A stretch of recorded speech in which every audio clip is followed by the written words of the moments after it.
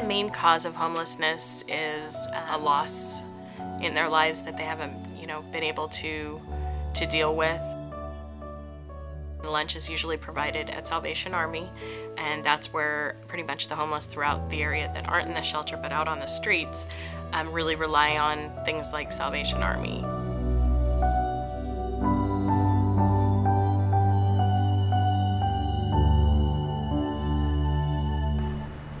The Foursquare Church, the Salvation Army, they help you out full-heartedly. Well, the homeless that are staying here in the shelter, which right now is about 109 homeless individuals with about 20 children, are staying here at the Good Samaritan shelter. They of course sleep here at the shelter and receive a dinner and continental breakfast here on site. A lot of the homeless in our city can be found in park areas, in abandoned buildings. Some of them, are in the riverbed. Where homeless stay and where they sleep is their best kept secret. It's for them, it's really do or die for them.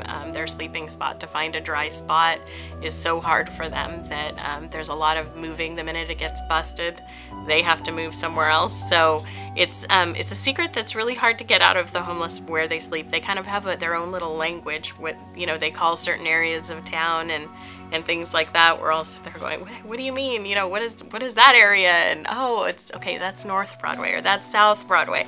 So they really do keep it secret, so that they can, maintain those sleeping spots.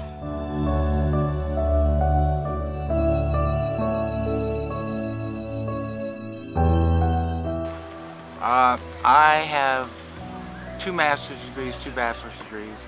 I worked as a forensic toxicologist for the Los Angeles County Coroner's Office. I worked in research and development for Avery International Research Center in Pasadena. I've been a special education teacher for a decade. I was just released from prison on March 7th, 2013. I went to qualify for every benefit known to this county, and they said I made too much money. I used to be in tile and marble, and I got bone cancer, and I was forced to be on the streets after 26 years of being in construction, and I'm living in a camper now, and I do my recycling to subsidize what I can do, you know what I mean? I'm $127,000 in debt. Well, I've been living here for 25 years. I got my family around and everything. And we just live right here at the park, at the mercy of whatever it is in the morning. It's kind of cold in the morning and everything. I am 26 years old. I am a divorced single mother. I live inside the homeless shelter, and well, at 8 o'clock in the morning they send us out of the shelter and we're supposed to look for housing. I get CalWorks. It's $516 a month. That's barely enough to get an apartment for anything, and that's why I'm homeless.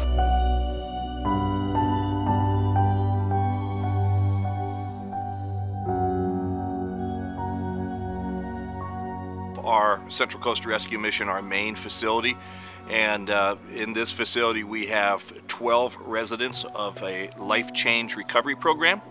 The mission of the mission is really refuge, recovery, and restoration. Across the street, you can't see it in the camera, but there's a 3-bedroom home where there's 6 other men in residence as well. Behind us here as well is a food pantry, okay, behind these garage doors, and every week we serve anywhere between 100 and 150 individuals, which equates to about 400 or 500 people. What we do is we pack up all the food and all the supplies, which you'll see us doing here shortly, into our van. Then we go down to the kitchen and we get the hot food. And then we go out on locations throughout the city to serve the food.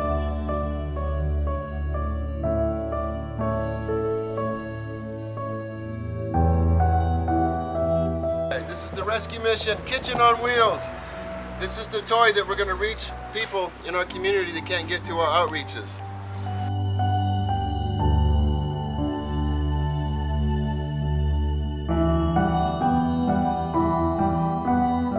can see, we can do a lot of cooking on this thing. Like I said, we fed over 100 meals in 2.5 hours when we did roll this out. So you can see that it is popular.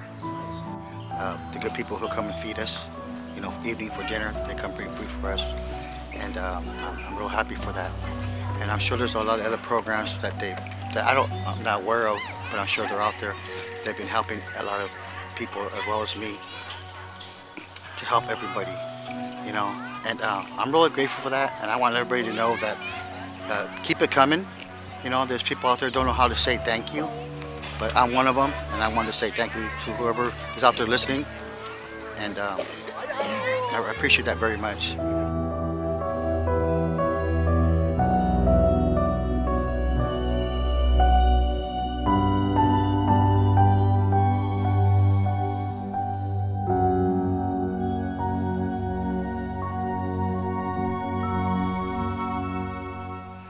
Public health gives our homeless population medical attention. There is a Health Care for the Homeless Act that provides funding for public health to treat all homeless. We run a clinic here at the Good Samaritan Shelter as well, and there's a public health nurse and physician's assistants here almost 5 days a week, so they can receive health care here, and they don't need to be staying necessarily in the shelter in order to receive our health care. They can show up here and see a doctor on any given night.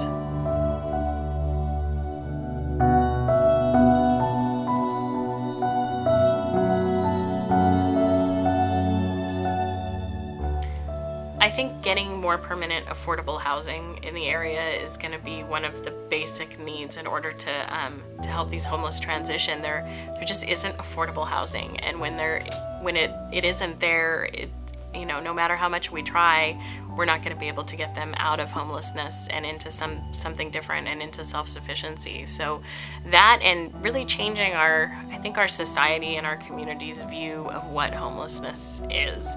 Our homeless population is not, you know, the crazy person standing in the middle of Broadway yelling and screaming, and, you know, we have a drug epidemic in Santa Maria as well, and, you know, a lot of those people might be those that are, you know, suffering more from that than actually suffering from homelessness. And our homeless population is really, it's battered women, it's our veterans, it's people that are really working hard on their sobriety, coming out of addiction, that know that they can't be where they used to be, therefore they're here. They don't have a safe place to go back to where they can be clean and sober. So this is that place for them. So I have people in the shelter that were teachers, preschool teachers, realtors, really high up in the corporate ladder, that just the sign of the times. It could be, you know, I always tell them it could be any of us at any time. We're all just kind of one paycheck away from being in the shelter ourselves. There's, you know, friends of my children from their school show up at the shelter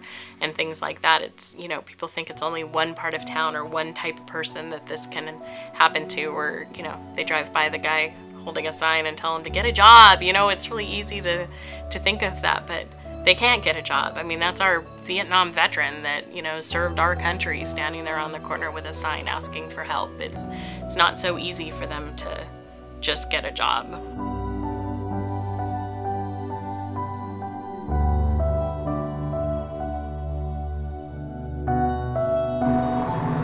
I will prevail with God's power.